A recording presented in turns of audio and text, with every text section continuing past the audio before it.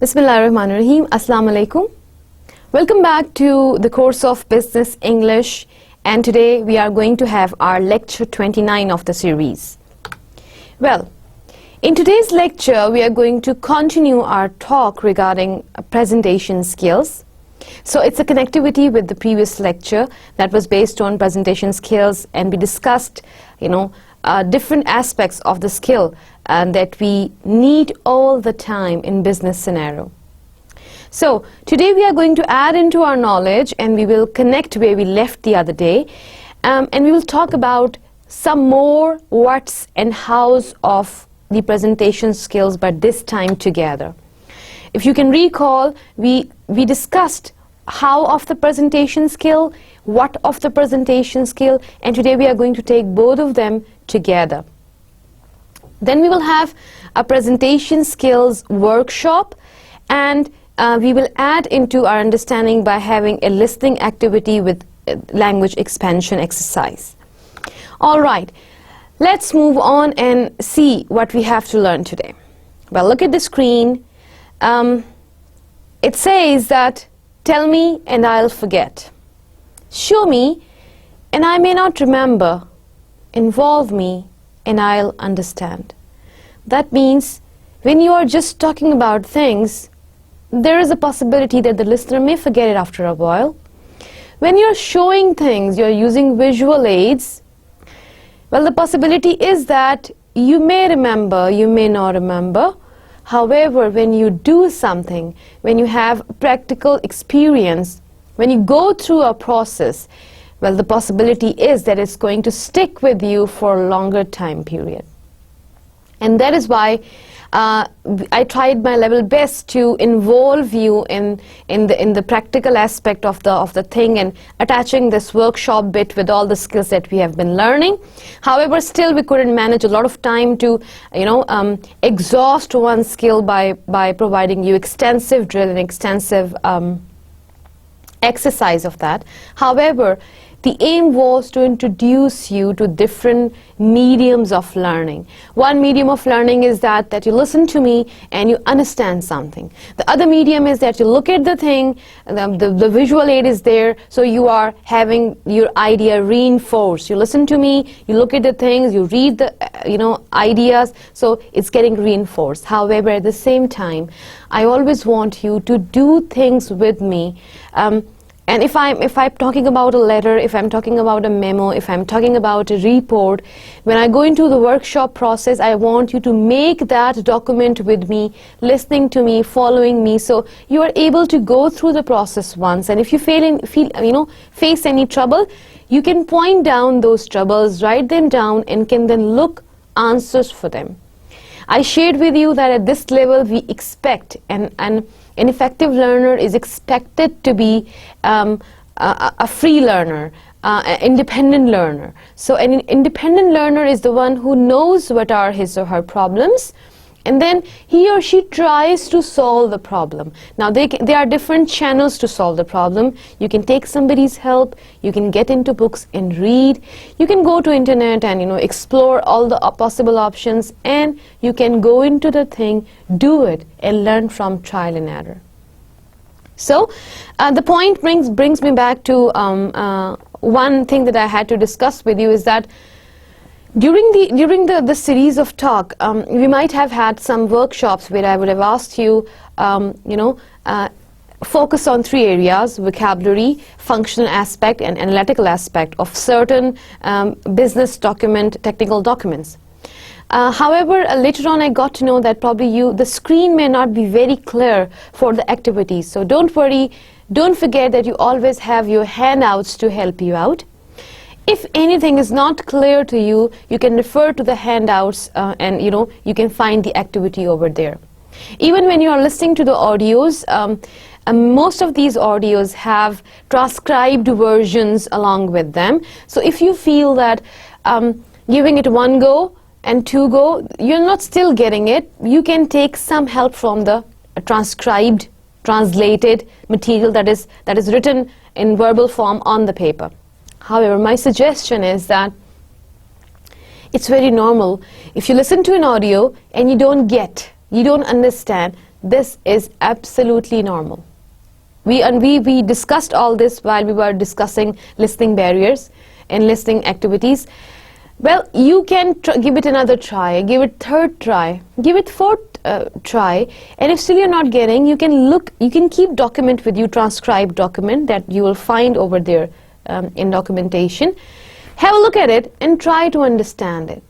And once you are done reading, listen to it again and now try to make meaning. So in this way, maybe initially this takes you 5 to 6 to 7 to 8, maybe 10 attempts to go through one audio. But trust me, it's going to be fruitful. You are tuning yourself to, and you are polishing your listening skills, and slowly and gradually a time would come where you will not be needing the second go on something to understand it.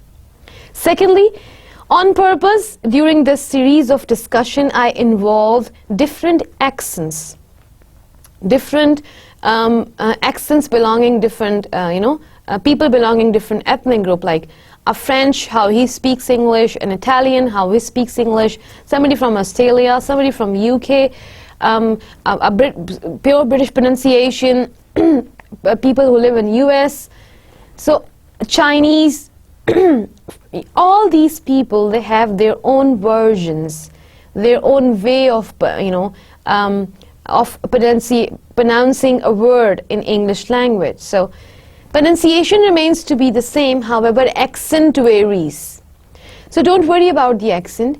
This drill was on purpose to enable you to have the flavor of different accents and get yourself in tuned in understanding that. Because when you work in business world, all the time you do not stay in your comfort zone. You need to stretch and go out of your comfort zone and listen to people who belong to different nationalities, different countries, and so at that time you face trouble in understanding, and if you are facing trouble, it's going to cost you and your company. So the idea was to introduce you with this opportunity that you can be exposed to multicultural society where people belonging all nationalities and groups are there speaking lingua franca, that is English. And since it's a language of trade, it's language of business, you have to have the exposure so you can understand it. Coming back to the business, we were talking about presentation skills, and it says that involve me and I'll understand. So this should be the spirit of your presentation. When the presentation is being made in order to introduce something to your audience, well, talking about is always good, depending on the situation. However, giving visual aids, makes it even more effective. Third thing is that involving your listeners and involving your audiences somehow, that they take part in whatever the communication process that is ongoing. And their taking part in it basically involves them to have, first-hand experience of that learning. And then this becomes part of their knowledge, and they are better assimilate that. Especially when you have one-to-one interaction or audiences are in front of you, it's always better to involve them in your talk, make them speak, make them confirm what you say. There are different strategies to involve them, and we are going to talk about them. Well, often people wonder, why presentation skills? Well, Weber says that to know and not do is to not know. Well, presentation skills is something that we all know, right? We present all the time. In our formal situations and even in our informal situations, what we are doing, we are presenting.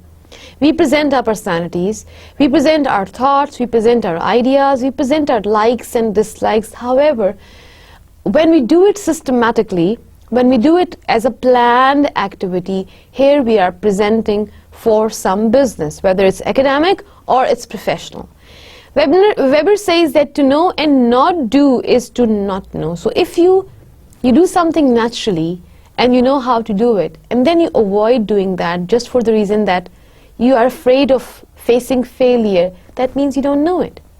So I hope that by now you are confident enough to give it a try. If you do not have, you think, I don't believe in it. If somebody would say, I don't have presentation skills, that's not possible. Yeah, the possibility is that your skills might not be as refined as someone else are, or they're not as sharp as they should be. The reasons are, there are many reasons. Maybe you did not get exposure. Maybe you did not get the right type of training, or you could not practice your skills. So when you do not practice something, no matter if you are by birth or you are a gifted sports person, you are a gifted, somebody says that, yeah, my son is a gifted batsman. You can be a gifted batsman, but unless you give your son some exposure and practice, you can never expect him to be a competitor to a standard sportsman in the world. So the difficulty is getting the competence out. And how do you get it? Present. The very simple way of letting your competence be out is to do it. If I don't know something, how do I know how much I know and how much I need to learn? The simple thing is to do it. What will happen? You may fail, or you may not be able to do it right. No problem. If once you do something and doing something let you know that this much you know, this much is need to be learned. This is fair enough, good, and better than not knowing something for the rest of your life and not giving yourself an opportunity to learn. So start presenting. If you're afraid of doing that, you can start doing that to yourself. Stand in front of mirror, talk to yourself, and try to listen to yourself and make sense of what you are saying. And this drill will enable you to understand that yes, you can do it. Competence is not the problem, communication is. I bet anyone who is listening to this lecture is competent enough to present. However, yes, your competence may vary. Maybe student A has skill a little better than student B, or student B is little less than student C in his or her competence. Why? Because competence relates directly to exposure of something, knowledge of something, practice of something, and then a sustained practice of something. Like once you do it, you have wonderful practice, then you leave it. If you do not keep on doing something, then the skill or the knowledge goes into your back of your head. And the same is with competence, with the skill. If you're a very good driver, however, you don't drive for 15 years or 18 years, when you come back to driving seat, you will be reluctant. No matter if you have been doing heavy driving before 15 years ago, but now you'll be reluctant even to drive a car. That means that your skill is like it's rusted. You need to polish it. And that happens with our communication skills. By nature, we all are communicators. We communicate. Language is the gift Allah subhanahu wa ta'ala has given to human being. Although all other creatures, they speak their own language. However, this language that is directly connecting with our cognitive process, thinking and speaking, is given to human beings who can communicate their ideas. Right? So you have it by nature. You have it as a gift. The only thing is that explore your gift. If you think it's not in a refined shape, no precious stone in the world even is in a refined shape. If you look at gold, if you look at diamond, initially what they are pieces of stone. But when you find them, you get an opportunity to refine them. And when you put some effort into refining them, this piece of stone is sold into millions and billions of dollars. And that is what your competence is. You need to find it out, refine it, polish it, and sell it. All right. So it's the right time to learn this skill. It's not too late. Good communication is a skill that is a key to success. If you're able to communicate your idea, people will like listening to you. However, if your counterpart, he or she has a wonderful idea but cannot communicate what to do with that idea, it's of no use to me. So learn to communicate, learn to convey, and learn to be an effective speaker. And the good news is that it is learnable. It is not something that either is or not. It is, you know, there are a few things like you say, well, somebody has this or somebody does not have it. Like, okay, but this is the skill you can learn. So that's the good news. Go ahead. Well, we talked about presentation skills, so let me refresh what we discussed in the previous talk. Presentation is not information sharing only. You ask somebody to agree with you. You make a decision or to do something. Well, let me take you back to the very first half of the course regarding business English, where we talked about business English and we talked about technical documents and we talked about all those business related chores and activities that we do, and we discussed what are the purposes. What is the purpose of a business activity, whether it's a documentation or it's an interview or it's an oral presentation. Whatever we do as a business activity, it has a purpose.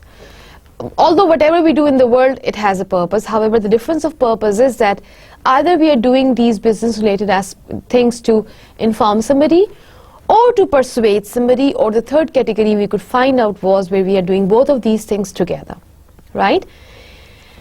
And to be very honest, most of the time we are combining these things together. We are not only informing, we are persuading. Like right now, if I'm having this communication with you, I'm not only informing you, I'm persuading you to start learning presentation skills.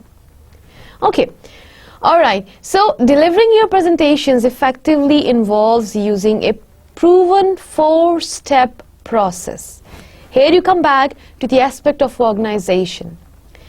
Technical writing has 4 main aspects that we have been discussing over and over again and again. 1, you have technical writings are purpose-based. Technical activities are purpose-based. Technical activities are audience-based.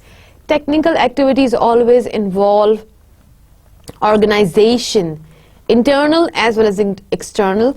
Technical activities, business technical activities always involve use of different mediums of message. This can be verbal, this can be visual, this can be information technology based, different mediums of language, because our aim being business person, or our aim being professional, is to communicate, hand over, and we will try to use anything that makes our task easy and successful. Because if you are unsuccessful in handing over, in communicating, in giving our message, that means it's a failure of communication. And failure of communication is something you cannot afford.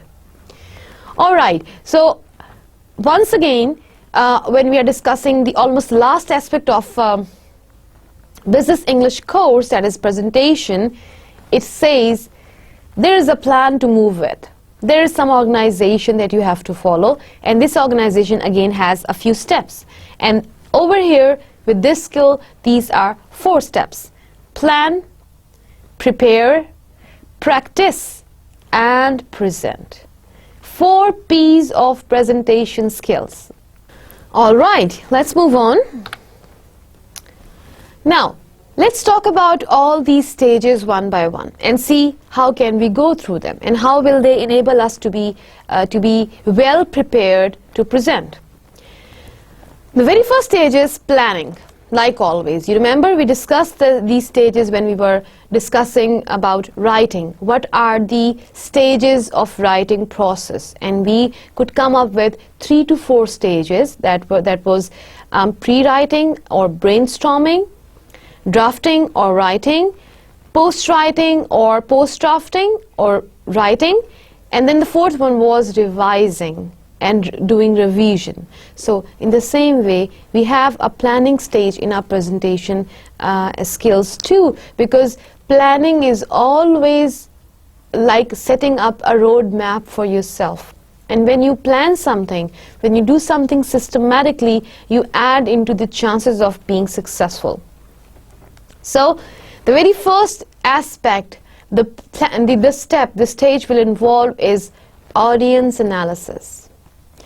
Well, what is this audience analysis about? Once again, it's knowing your audience, knowing their demands, knowing their needs, knowing their moods, knowing their temperament, and knowing the need of the time.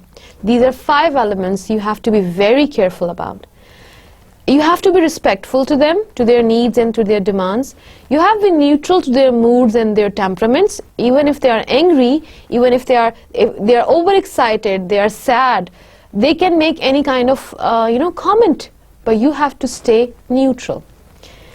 And if they are hostile, look at the environment, look at the need of the time. If they are being hostile, even then, you have to stay cool and calm.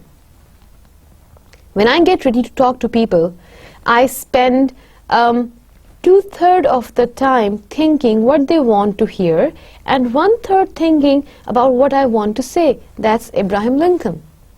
And Abraham Lincoln says that when I'm talking to people, my consideration is to provide what they want to have. And very less I think about this aspect, what I want to give. Because you see, your focus has changed. You're not into I anymore. You are into, what do you want? What do you need? This is your concern. You're not thinking about what I want to convey, what I want to give. Because it's not about what you want as somebody on giving end. It's like, who is on the receiving end? You have to think about the receiver. You have to think about the customer. You have to think about the client. If your objective is to please your client, to have your item sold, to inform your client, basically what you are revolving around. You are revolving around your customer. You are revolving around your client. So who is your focus? My focus is my client. So do not think hard what I want to convey, what I need to convey. Think hard, but think hard what my audience need to have, what they want to listen, and what is going to benefit me, what they are going to listen to. Okay, so the 4 aspects that you need to consider when you are planning are knowledge, experience, needs, and goals.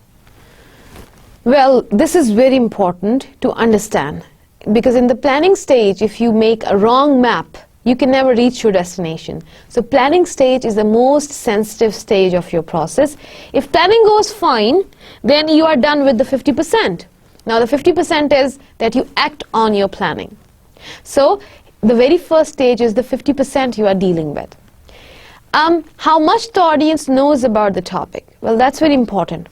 You see, if I'm going to write an essay, an article, and I'm writing an article for a group of my students, and I want them to know the process of using information technology to enhance their online learning experience.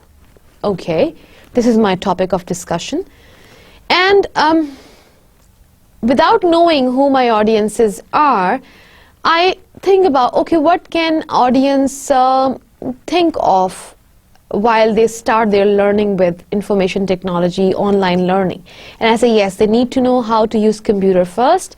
Well, they have to double click the mouse, they need to know how to plug in and switch in the computer, how to set computer, 3 aspects. Okay, then they should know how to connect internet, then they should know how to go and find a search engine, or maybe they should know how to use MS Office. I guess this would be, because I'm going to have this article of almost 4 to 5 pages, I guess. Well, these are 5 things would be enough to discuss into 5 pages. Alright, here I go, and I write a wonderful article. Okay, one of the best articles. But when I give it to my audiences, I get to know that they are very sharp and well versed with computers, and they are almost IT experts. They are graduate in information technology. Will they be wanting to know how to use computer, or how to connect internet, or how to use Microsoft Office? No. There is nothing wrong with my message. My message is perfectly okay. There is nothing wrong with my article. The documentation is perfect. There is nothing wrong with my language. It's superb. There is nothing wrong with the giver. There is nothing wrong with the receiver. The process went all fine. But what is wrong? The wrong is with the expectation. What I expected was not true. Why it was not true? Because I assumed it. It was my illusion. I thought it will be the situation, but it wasn't. Because I did not go and find out what is the real situation. So I gave what I wanted to give. I did not give what I thought they would want to have. All right, now what can be the other situation? Well, somebody tells me, or one of my group students, they call me and say, well, ma'am, we need to understand how can we improve our online learning experience? And I say, okay, well, what do you want? I say, we want an article on that, at least 4 or 5 pages that can be helpful in knowing different resources like which can help us and how it can be helpful. And I say, okay, all right, let me have some information about the group. Well, how many students you are? Okay, and what is your qualification? They tell me that they are bachelors. All right, what is your subject knowledge? If you're talking about online learning, how far you can use computers for online learning? What is your subject area expertise? And they tell me that they are graduates, information technology graduates. I would say, okay, have you ever used information technology knowledge for online learning? And they would say, yes, we use this, and this, and we learned this in our coursework, but still we need to have some practical experience. I would say, okay, so you may not be needing knowledge then because you've already gone through a coursework. What I can provide you with a manual, and I can talk about 5 or 6 different ways of using information technology, and I can give you a manual with instructions how to go through those aspects and learn. Yes, that's what we want. So we don't want an article, we want a manual. He is not a technical writer. He does not know what he wants most of the time. People do not know what they want, though they can word it out if you ask them. You have to understand what is the requirement. So I got to know after this discussion what my student wants is, he does not want an article. Why would he want an article when he has gone through his graduation in information technology? It is all about theory. Definitely they would have had some practical aspect too, but what they want is practical experience, exposure of using computers for online learning. Why not to give them a manual? A list of instructions with different sites and different softwares that they can use. And then he agreed, yes, this is what we want. So, knowing what your audience want and counter-checking it, what your audience need, and then coming up with now what they should have is basically the audience knowledge. Now, experience. Well, have they had any personal experience with your topic? Now again, you see, I asked the boy, have you ever had any experience, learning experience, or you have any workshops, or you have had any training sessions? And he tells me, yes, they are graduates and they have had a 2 years or 4 years coursework on information technology, and this is what they have been learning all the while. And then I find out, yes, the need is not theory. Need is not an article or an essay. The need is a manual, some practical instructions how to go about something. So this information that I collected from the student was my research. The research can have different phases. You may ask your audience directly. You may ask somebody who's representing audience. You can ask him or her, the coordinator. You can get into the field and can find out what can be the needs and requirements are of such certain groups, and then you can find it accordingly. So they are research. The nature of research would vary according to the situation you are in and according to the type of audience you are dealing with. However, it has to be there. Until you research, and you get to know what my audience would want, you will never be able to justify their questions. And if their questions are not justified, if their questions, they remain to be unanswered, no matter how wonderful communicator you are, the process will fail. So, going through all these steps will basically enable you to set your goals. Setting your goals is marking your destination. You mark that this is the point I have to reach. You mark this is the point I have to start from. So when your destination and your starting point, your ending point is marked, you set your goals. Then you have to look at the distance. You set your angle. You like how many directions I can use to reach my destination.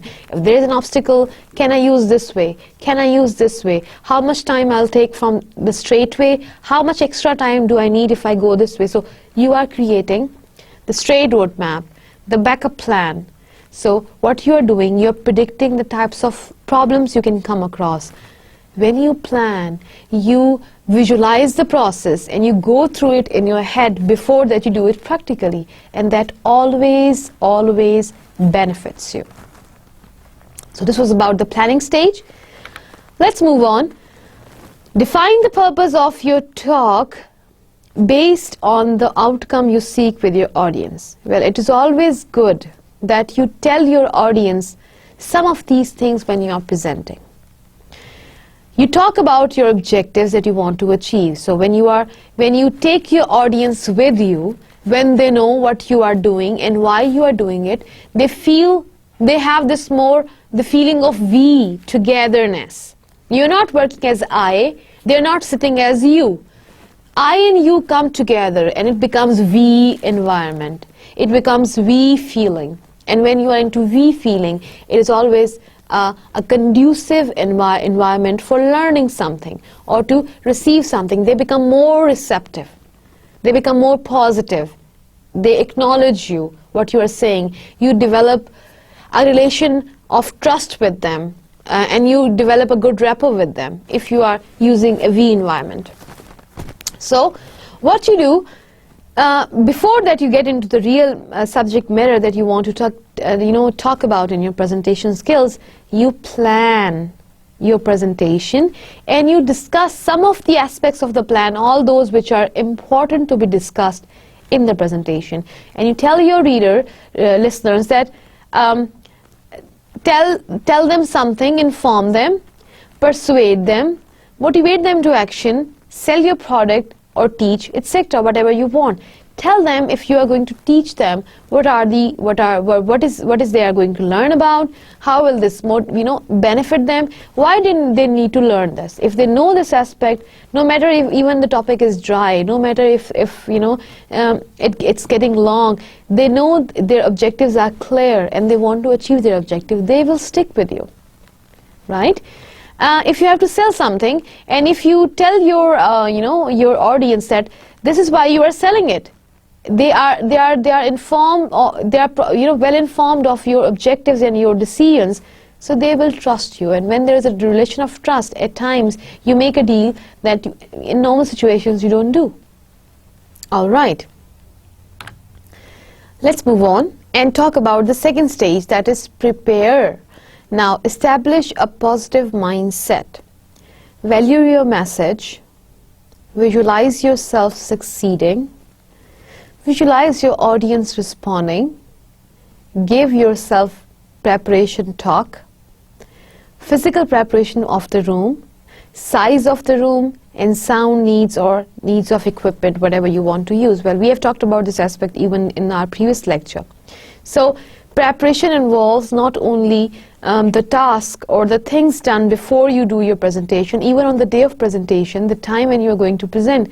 Just before than that, if you go and visit things and make yourself comfortable, understanding the requirements of the room, matching those requirements with your visual aids, with your audibility outcomes, and if you need any equipment, check that if it's properly working. Visualize that what kind of situation can come up and visualize how are you going to deal with that. So what you're doing, you're giving yourself a training. and most of the time this part of training is just before you do your presentation, so it always helps you and enables you to have better results. Now, prepare an attention-getting opening. Ask a good question. How many of you can remember your first car? Well, tell a story. People have to hear stories. Make a statement that cement mutual interest between you and listener. Use we or us approach. Well, these are the basically charmers that presenters use in the beginning of their talk, so to catch attention. So it's like a honey talk that you are doing. Well, illustrate and support key points with evidence and visuals. Statistics, analogies, demonstrations, incidents, and exhibition. These are 5 elements that you can use in order to illustrate your key point. Statistics are basically facts that support your point of view, the numbers, the table of those numbers and all the calculations that you can use in order to tell that this was the population of business management students in Pakistan in 2009, and then it increased with this ratio and then came to be this and 2010. These were the reason that it dropped and then again got back to this number in 2012. So what you are doing, you are giving statistic to catch readers' attention. Analogies are experiences of others, like you discuss how things happen. Like I discussed like a group of students who came to me to ask if I could write an article for them. So what I'm trying to give you some explanation of something. I provide a situation and I try to talk about all those aspects that can add into your understanding.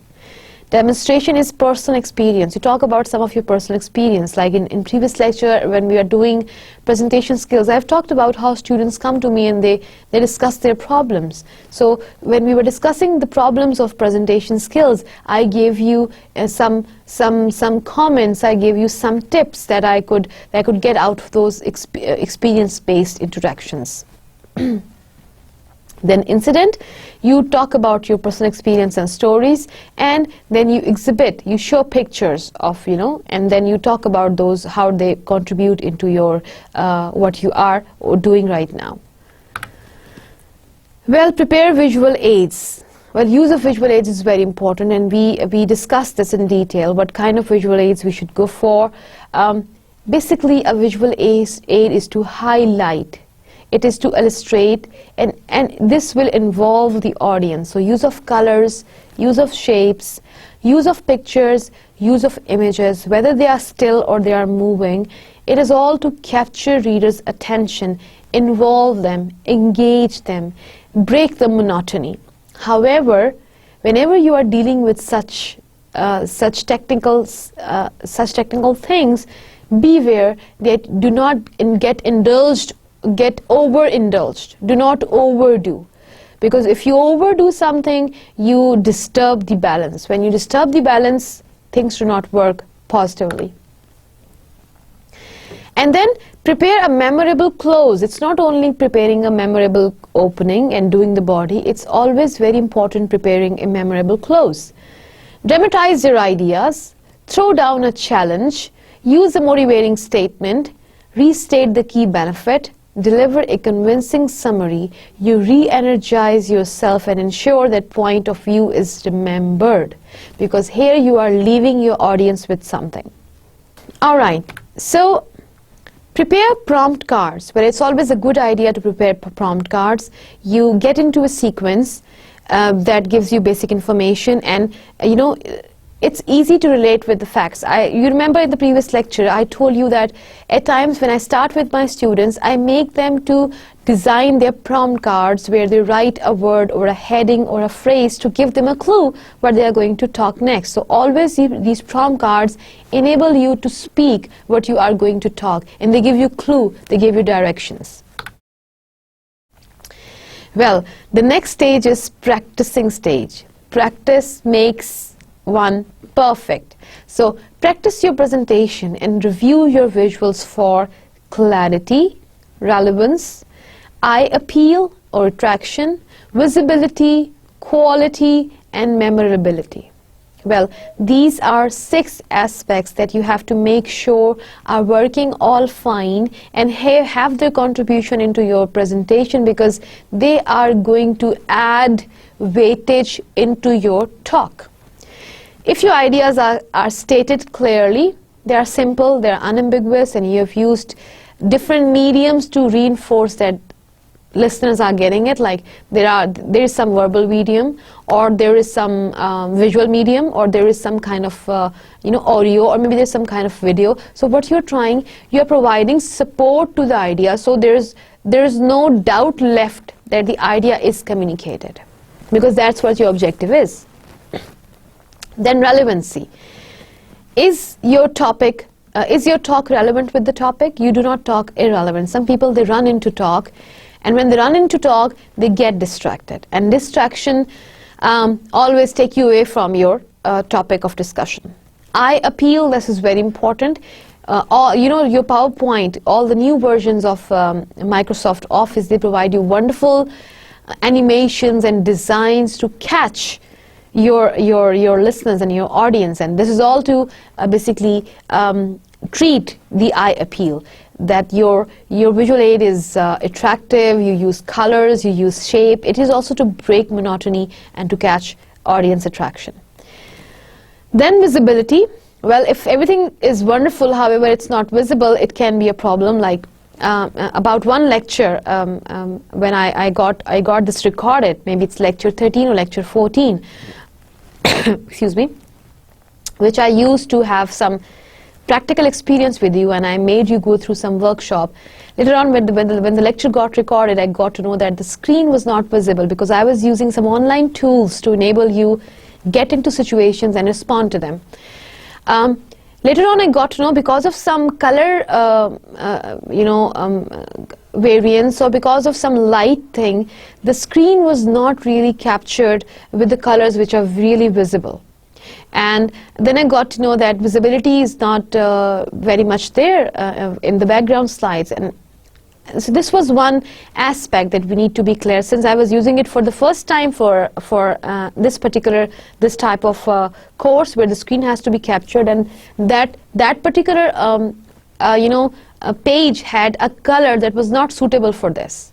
So whenever you have such issues now, in the future, probably when I'm using this, I go some other way around, and I bring that material in a way that it is visible to my readers. However, to solve this issue, what we did, we tried to incorporate that material into your handbook. So if your screen is not visible, you can open up your handbook, can listen to me, and can do the activities from there, because these 2 lectures, lecture 13 and 14, are the workshop lectures.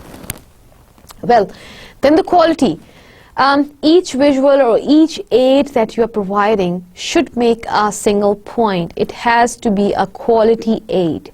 It is not to just fill in the space, it is quality aid.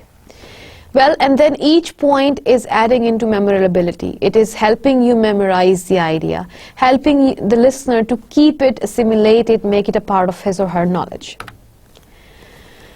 Then practice your presentation before an audiences or coach, video camera. Receive feedback and coaching on strong opinion, how to give strong opinion, clear key points, how to provide clear key points, should be your logical flow, credible evidence, and check out every audio or visual aid. Well, you remember in the listening activity in the previous lecture, we talked about how can we emphasize our points.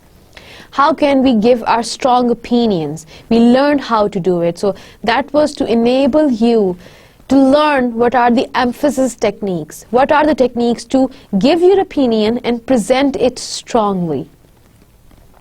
The use of adverbial phrases and the use of parallel structure in using adverbial phrases is basically to enable you to strengthen your, to give a strong viewpoint. Now, structure of good presentation. You have introduction, the presentation has itself, and you have subject. Your introduction is basically has to have the talk about the subject matter, the talked about the self that you are going to discuss in the presentation. You introduce to the one who is going to present, the one is he who is presenting this for what. So you give a complete introduction, orient your audience to something that you're going to talk about, and then talk about the subject matter or give a background of the thing. You must have and use a purpose, objective, a hook strategy, and signposting. But these are 3 strategies that you can use all the time when doing presentation. Well, you got to know the purpose strategy is point of view should be crystal clear. What I want to do, my audience should know what I want to do. Well, today's presentation is going to be about this topic, and I would want you to learn how can we do it. I am telling them to learn how can we do it. Hooking is questioning, and it's like it's surprising fact. Whenever I find my audience, they are losing their interest, I throw a hook. This hook can be a question, this hook can be a comment, this hook can be a fact, this hook can be something that they are not expecting, and this comes just like that. So I hook to catch their attention. Then signposting, what you are going to cover, always giving them clues what is coming next. You would enjoy knowing, recalling what we watch on television most of the time. Well, in our dramas, in Pakistani dramas, you always see that when a drama ends, at the end of the episode, there are some there are some highlights for the upcoming episode. So what is this? This is signposting. We know that in the next episode there will be something new, there's something more, but they always show us 2 or 3 scenes from the next episode to signpost, well, this is coming next, so get ready. And again, it happens when you go for a commercial break. So that those signposts catch your attention, and at times you feel like sleeping, but something very interesting, a flash comes up, and you say, no, I have to watch this, and I have to wait for the commercial break to end. All right. So now the delivery of your message. Make a positive first impression. Establish eye contact. To involve a person, you must speak to his eye. That's what we have been talking again and again. Display poised, calm, confident body language. Neutral position makes gesture easy, and be relaxed, in full control.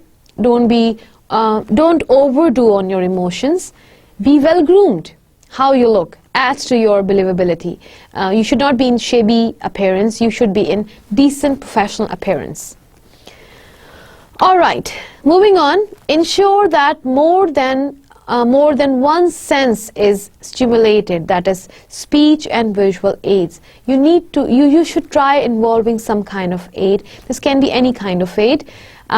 However, using visual aid is always wise when you are giving presentations, because there are learning modalities. There are different types of learners, and they have different types of senses stimulated. Some people learn by hearing. Some people learn better by speaking. Some people better learn by writing something. Some people are better learner where they see something than when they visualize something. Some people are better learner when they read something on their own. So you are going to check all these senses and try that your presentation is giving something to all types of learners. So and always remember that 20% of what they hear, what is the knowledge? 20% is what they hear. These are general statistics though.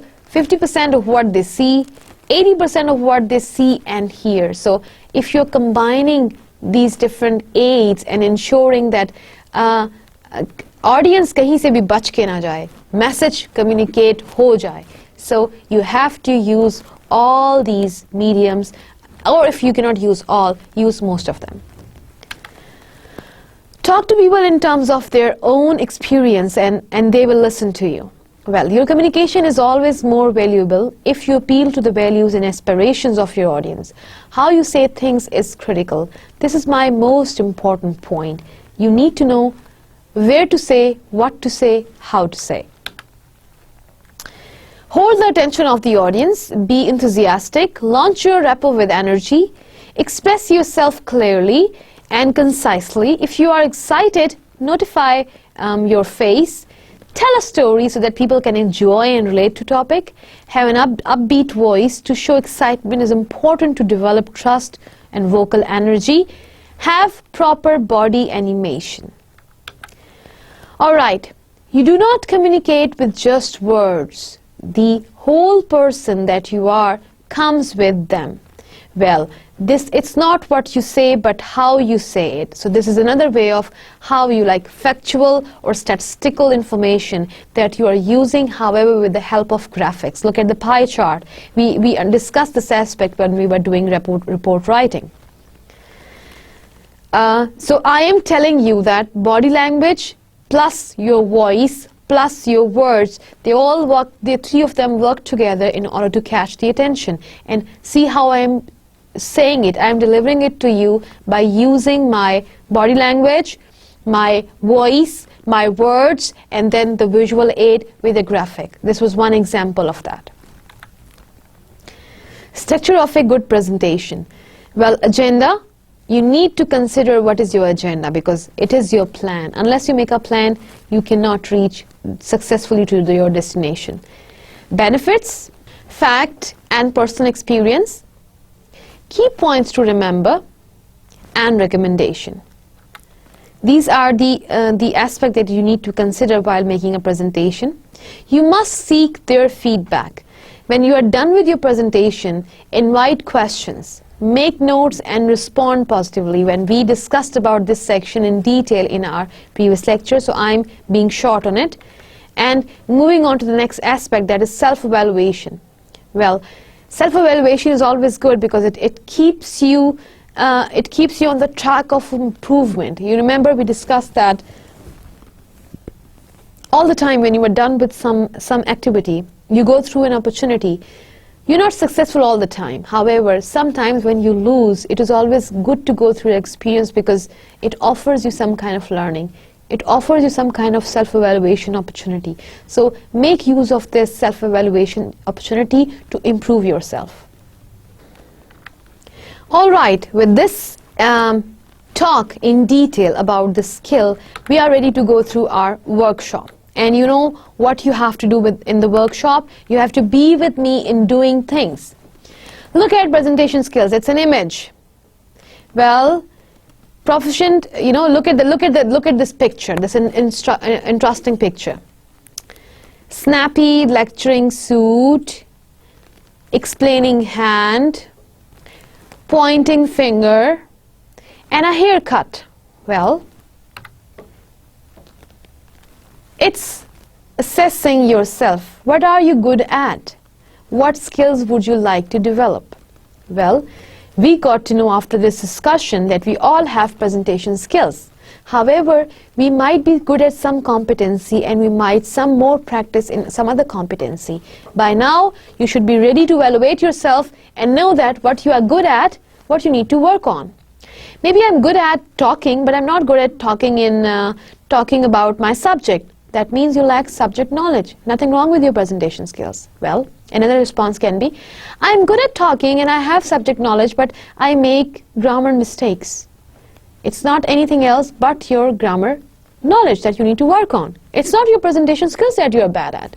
Okay, someone says, well, I don't have grammar problem and I can speak about my topic, but I feel shy. That is, you have this crowd fear. So you have to do something to avoid this and get rid of this crowd fear. I tell you one interesting thing, that what I would do with my students.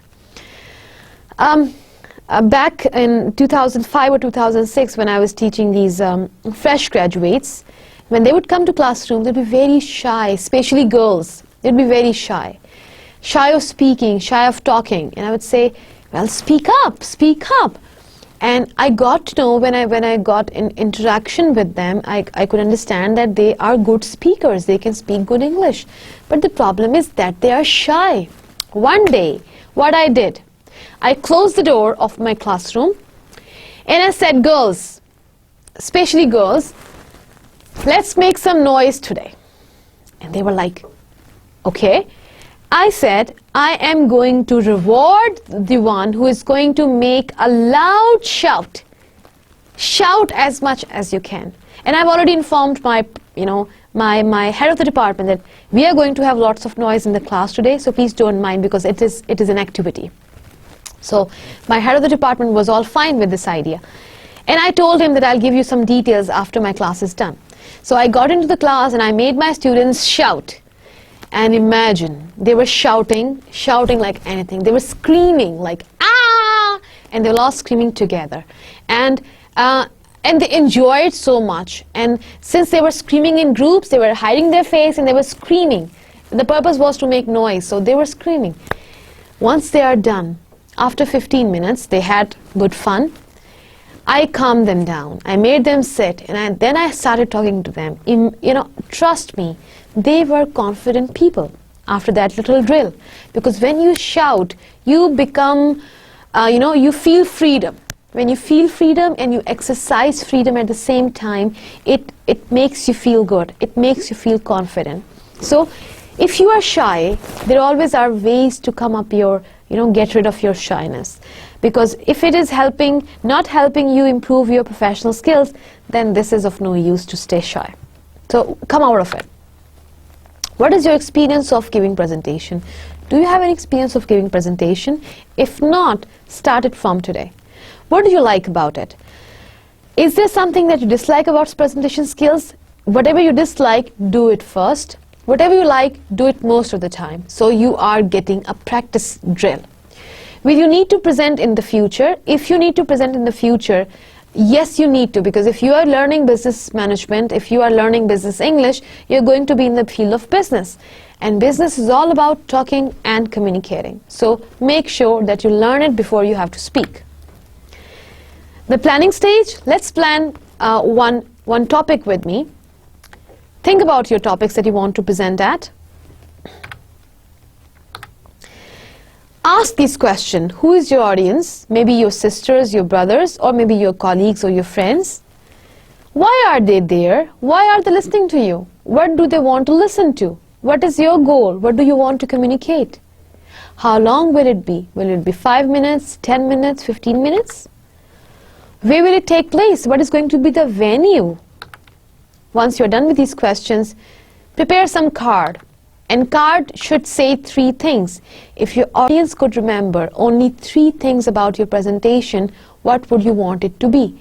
Note down these 3 things that you want. When your presentation ends, your audience should take these ideas with them. And then after you are done with this, you need to structure your outline. Well, try not to present with a PowerPoint if you are starting learning with presentation skills, or with a film or script because you are just starting with it. Try to only use your thought or a piece of paper as a prompt card to talk about your thing. Have a sound, clear structure from the beginning till the end. There should be some organization in your talk. Create interest. We need to open gaps before we close them. Our tendency is to tell people the facts. First, though, they must realize that they need these facts. Make them ask for something and then provide it. It's better than providing it straight away. All right, look at the structure essentials. Introduction, main theme, and summary conclusion should be the organization flow of your talk. Introduction is to get attention. Main theme is to get the content done. And summary and conclusion is the key message that you want your audience to leave the place with. They should take these ideas with them. And this is the flow of presentation. You can see how it is getting repeated, and there is a repetition of the same flow. You start with the general, moving to specific, provide some information about it has a body, organization, then you move on from the specific, you go to the general, and you finish your talk. Look at the structure of each slide and then start your preparation. These are speaker's 3 friends: handouts, visuals, and personal notes. So make them when you are going to present. Should not have too much text on your screen. The evils of PowerPoint are familiar to everyone. They include too much text, too small to read and is really only serving as a crutch for the presenter. Clip art and slide templates that have been seen a million times, don't use them. Spinning, whooshing, dazzling animations are always work as distractors, so do not use them well. However, at the same time, I would repeat again, your objectives can be different. Because sometimes you use same templates to keep with the uniformity, or maybe you are advised to use same templates. Like you would see that in these presentations for this course, we try to use the similar kind of format each time because that's the course requirement. Secondly, the text we use in this presentation is not to only provide visual aid, is to aid those learners who may not be able to listen to me or catch me. So what they can do is they can read along. So the idea is not missed. We are catering different types of learners. Some are good listeners, some are good speakers, some are good readers, some will catch by looking at the visual, and they have different ways of learning. So it always depends what objectives do you have to achieve, and objectives vary. Alright, so look at the evils and your PowerPoints. Alright, part of the problem with having so much text on screen is that it puts off people at times when they don't want to look at the text. They have very short time, so they are confused whether to read or listen to you, unless you are in a teaching situation. If the idea of your presentation is to read from the slides, then you are there and you can do it. All right. Your presentation, PowerPoint or otherwise, should be a supporting aid. You want the focus on you, not your presentations ideally. You should be able to deliver an equally interesting presentation, or as your projector is doing. Avoid too many bullets as well. It will make it cluttered. Well, Kowalski says should have 10 slides but last no more than 20 minutes and contain no font smaller than 30 points. Well, that's for a talk presentation talk.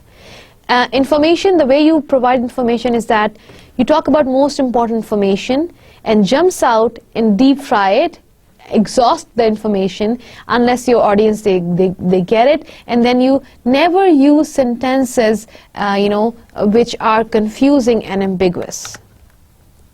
You use color well to suit your purpose. However, do not make your presentation slide a hodgepodge of colors. High quality images use images to support your point of view.